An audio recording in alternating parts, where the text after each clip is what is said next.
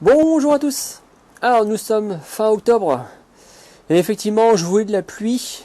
Et ben là je suis gâté. On a tellement de pluie qu'on peut très rarement sortir. Donc là je profite d'une petite accalmie pour faire une petite vidéo et puis m'aérer un petit peu la tête. Alors fin octobre, qu'est-ce qu'il nous reste à faire dans le jardin?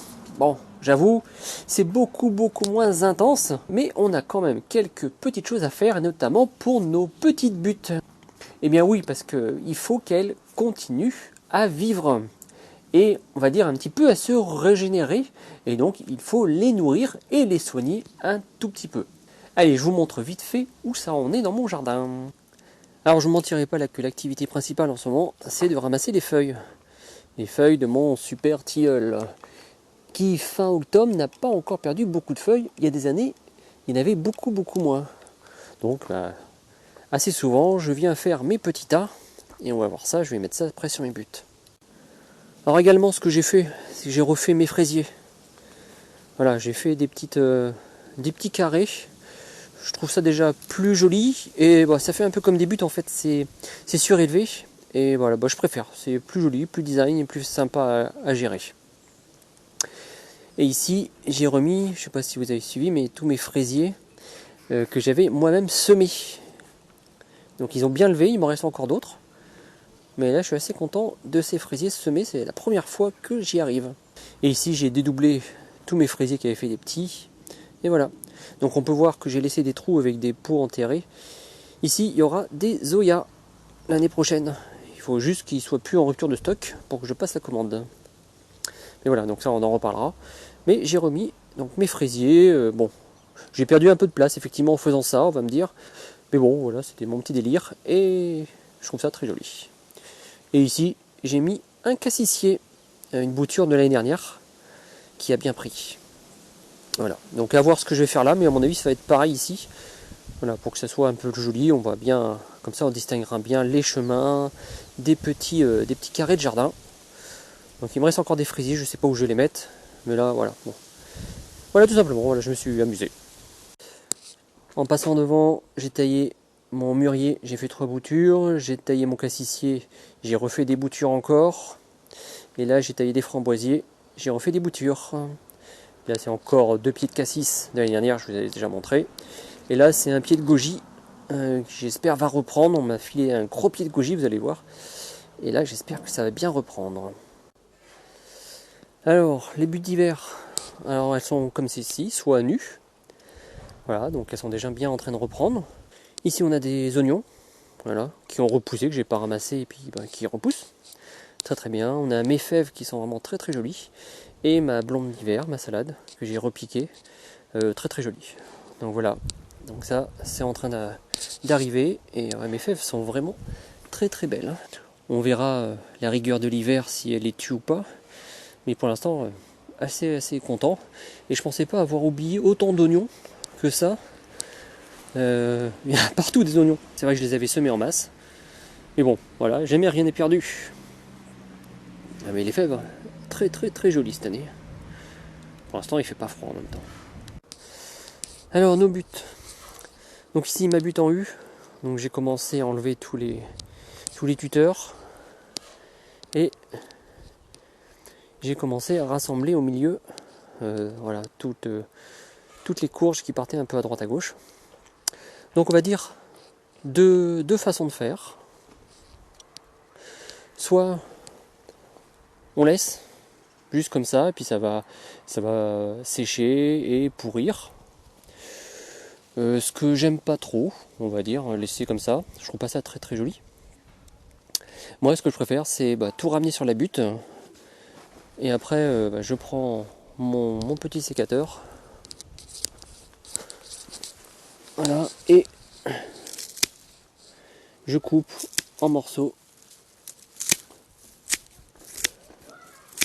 Voilà. Ici, j'ai plein de bébés tomates qui sont en train de repousser partout. Mais bon, c'est pas grave. Hop. Je coupe tout en morceaux. Voilà, c'est un peu plus long. Mais je trouve que ça se dégrade beaucoup plus rapidement. Et puis après, je refais mes buts. Donc à côté, j'ai pas encore enlevé mes piquets. Et là pareil. on a les derniers pieds de tomates. Alors pareil, hein, les pieds de tomates commencent à noircir un petit peu, les nuits sont fraîches. Je les laisse, tout simplement. Et là, je vais venir, alors j'arrache pas, je laisse le pied. Et là, je viens tout simplement, hop, couper jusqu'à la racine. Voilà. Et je refais pareil avec ce pied-là. Voilà, donc là, il y a une tomate, hein, c'est pas grave. Hop. Elle va finir de pourrir, elle va nourrir tous les petits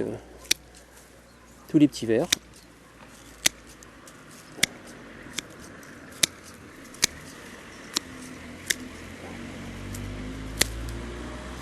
Jusqu'à temps que j'arrive, voilà, je coupe plus le point, jusqu'à temps que j'arrive à la racine. Et voilà, je laisse la racine dedans. De toute façon, on va pourrir. Hein. D'ici l'année prochaine que je remette des tomates ici ou autre chose, la racine, elle n'existera plus. Hein. Voilà, c'est une technique où on peut très bien laisser comme ça jusqu'en avril prochain. Mais bon, je trouve pas que c'est très très joli.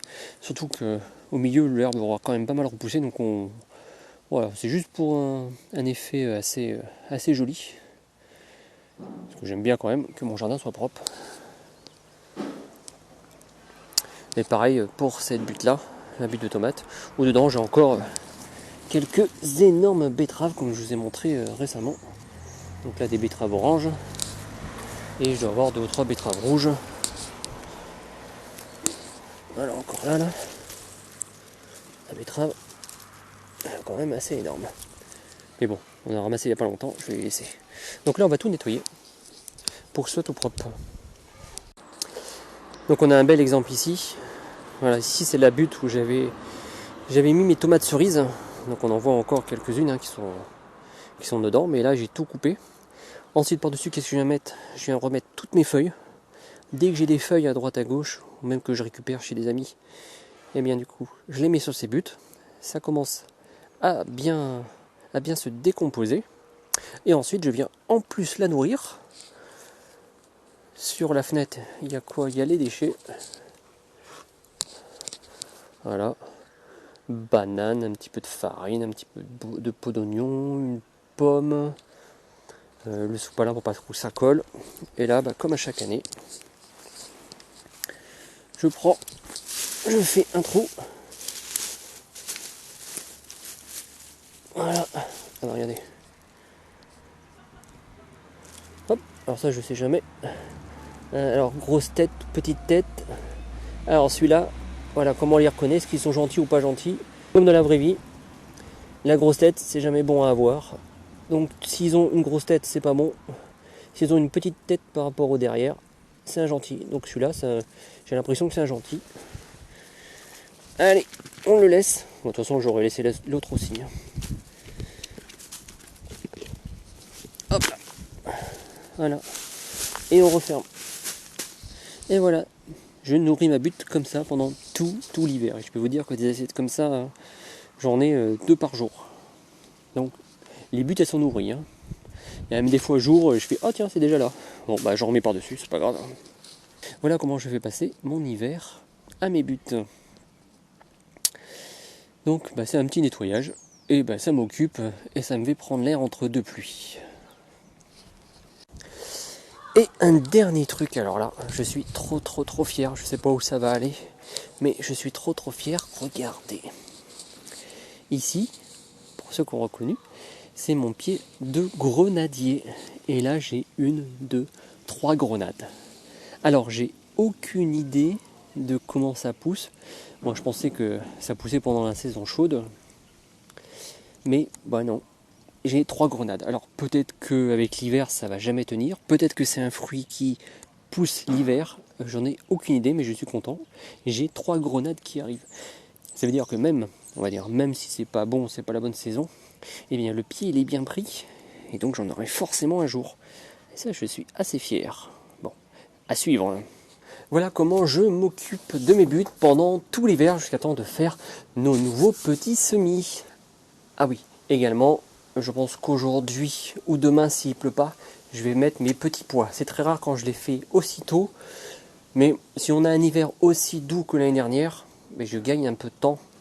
Et surtout, je pourrais les récolter beaucoup plus tôt et mettre des choses après. Parce que si je les mets trop tard, Et en plus, si les pigeons viennent m'attaquer mes petits pois, c'est-à-dire que je ne vais pas les récolter avant juin et je ne peux pas remettre quelque chose à la place.